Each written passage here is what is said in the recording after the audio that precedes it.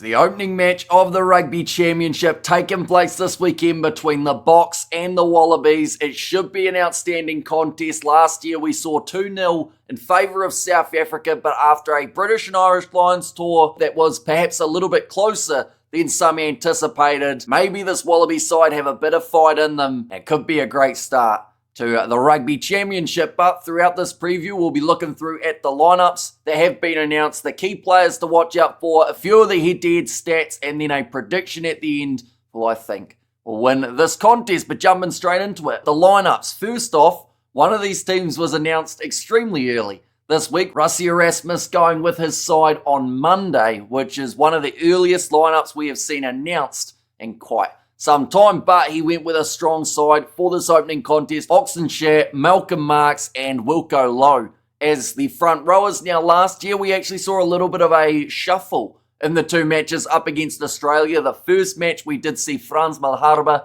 Oxenshire and Bongi Ummanambi, whereas in the second we got to see players like Jan-Hendrik Wessels and Thomas de Toy get the chance. But this front row for me here is currently the strongest I believe they can field, and it will certainly do a good job up against the Australians here. Eben Etzebeth alongside Lud de Jager as the locking duo. Now that is a lot of experience, a combo that we have seen in the past, not so much recently due to injuries, particularly for Lud de Jager, but it's great to see that combo back and should be extremely effective at line-out time throughout this contest. Marco van Staden, he gets his opportunity at number 6. Peter Steph de Toy at 7. He's got some impressive stats up against the Wallabies. And then Sia Kolesi getting the chance as the number 8 and captain for this matchup. I don't think he's had a start at 8 for the Springboks, or at least not that I can think of in recent times. He has played 8 for the Sharks throughout the URC,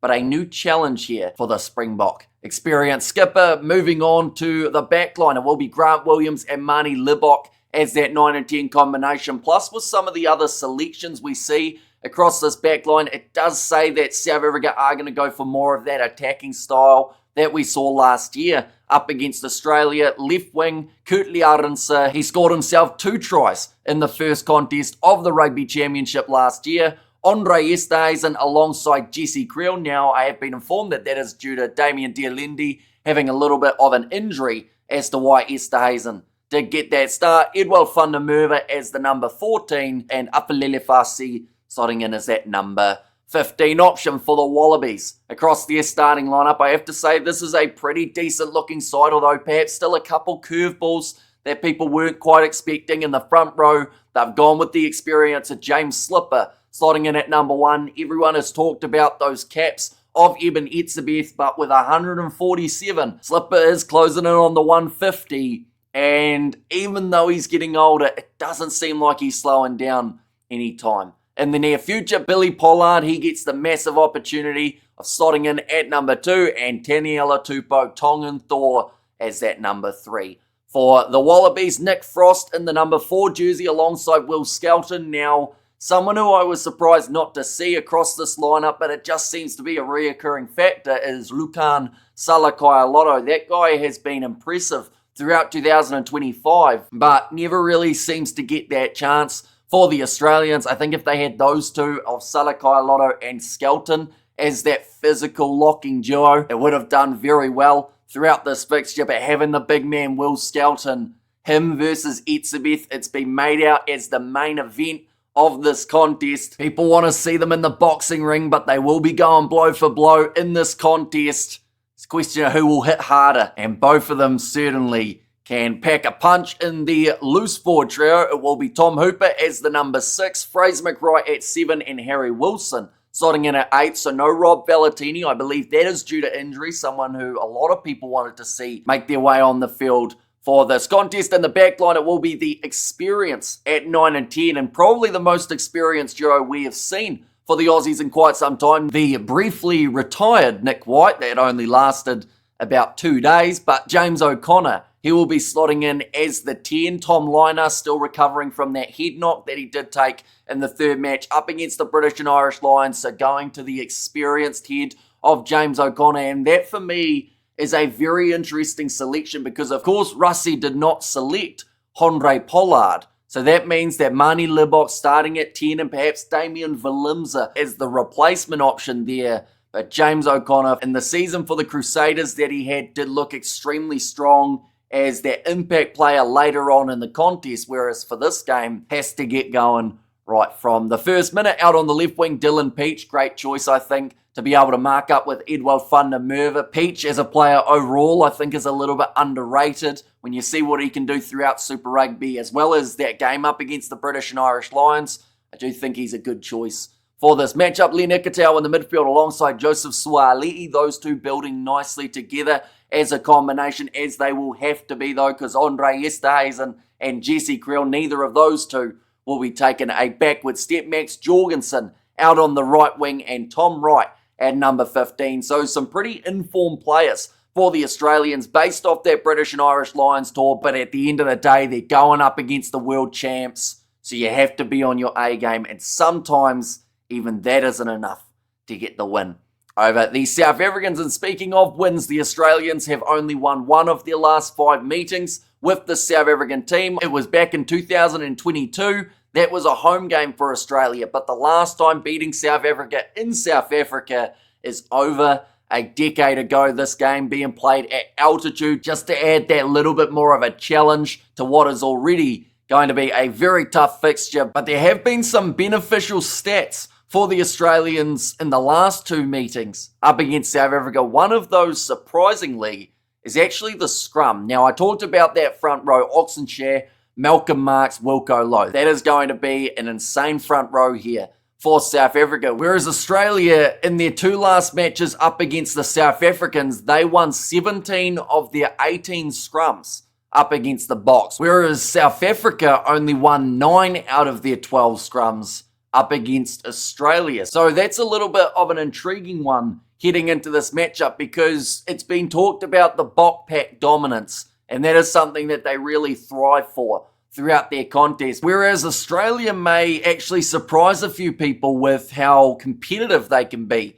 in that aspect of the game. But a lot of the other statistics, to be honest, from the last 2 times that these 2 sides played off, they aren't very good for the Australians. South Africa having more clean breaks. They, of course, scored more points in both of those games. The opening contest, 33 points to 7, compared to the second game, 30 points to 12, where the Aussies were a little bit better, but still not quite on that same level as the South African side, who, of course, went on to win the Rugby Championship, just having that 1 loss to the Argentines. But the key performers throughout this game, I feel, are pretty similar to the guys who did step up the last time these 2 sides met. Someone like a Pieter-Steph du Toit. He was extremely busy, not just in test match number 1 up against the Wallabies, but test match number 2 as well, having the most carries in both games for South Africa. In fact, in the second match, he had 2 line breaks. So not only is he dangerous with the tackling, with the physicality, but if that man gets a bit of space, he certainly has a bit of speed to go with it. So the last thing Australia want in this game at Ellis Park is a raging Pieter-Steph du Toit flying at them. Unless, of course, they've got someone like a Will Skelton to try and slow him down. But Pieter-Steph du Toit, of course, one of the guys to watch out for in this contest for the South Africans. I actually think Kurtley Arendse has got a really good opportunity here to show what he can do. He's up against Max Jorgensen, one of the more bright prospects for the Australians from that Lions tour. But Arendse, he's got a clinical try-scoring rate. He's very good under a high ball when he gets his timing right. And overall, I do just think that's going to be a very awesome battle out there on that wing, because both men have the ability to score tries, and both men, when it comes to that high ball, are competitive. So honestly, it could be a 50-50, although because of that extra experience and also the amount of tries scored, you'd have to give Arendse the advantage when it comes to that head-to-head. And then the last player to keep an eye out for the South Africans. Honestly, there are a lot that I could list here, but I'm going with Grant Williams. That man is explosive off the back of a ruck. He has an absolute huge amount of pace, which makes him extremely hard to catch if you do miss that first tackle on him. And he can create some pretty magical moments from what sometimes is just a simple pick and go around the side of the breakdown. He is dangerous. It's great to have him back in that Springbok side.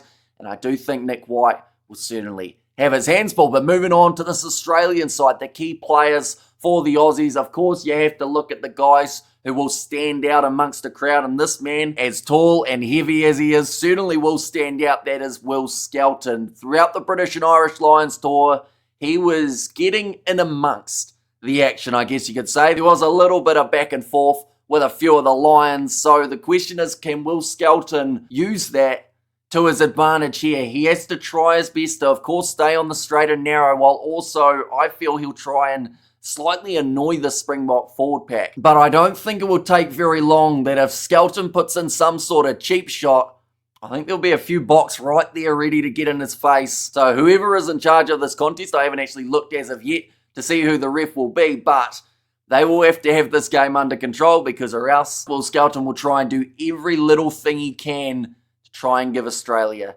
that slight edge in the fixture. In terms of that backline, I do think that James O'Connor is extremely key for this Wallabies team. I know that a lot of people wanted to see him play at least one game up against the British and Irish Lions. We didn't even see him making his way off the bench, which makes me wonder how ready that man will be. His last game was Super Rugby Pacific, so it's been quite a while since we've seen O'Connor in action. But I do feel, because he's got Nick White, the experienced head, in that number 9 jersey, it may be that little bit easier to slot back into that role. And then, of course, another player to keep an eye on would have to be Tom Wright from the back for the Australians. He was really strong throughout that third match up against the British and Irish Lions, seems so in control, and when he's kicking well, he can really force the opposition back, gaining the Wallabies a lot of territory.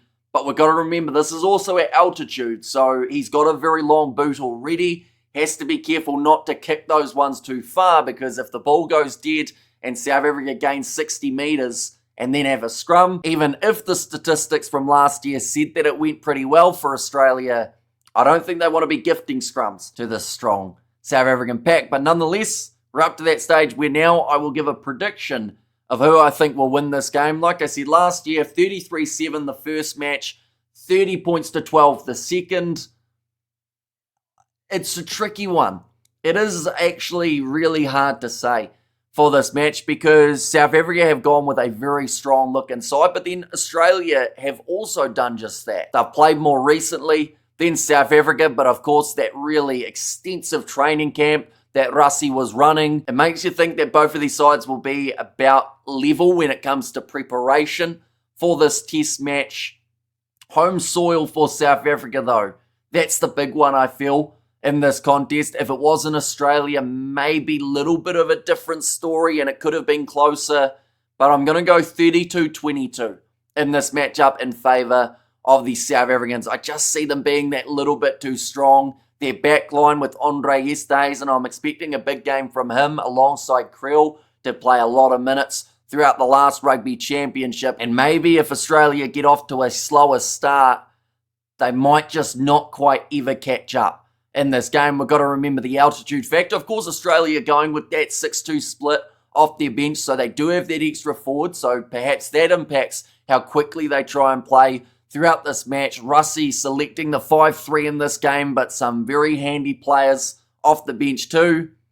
But yeah, I'm going 32-22 as the end score and in this contest. But of course, do let me know who you think will be winning this game. It is kicking off at 3:10 a.m. New Zealand time on Sunday morning. That is a 5:10 p.m. kickoff for you guys in South Africa. It should be an outstanding game, a great way to start this Rugby Championship competition. Only a few hours after this game, we also get to see New Zealand take on Argentina. We will be doing the commentary for both of the matches on the channel, so be sure to check that out. Let me know your score predictions in the comments down below, as well as who you're keeping an eye out for in this game, and I will see you all for the next one.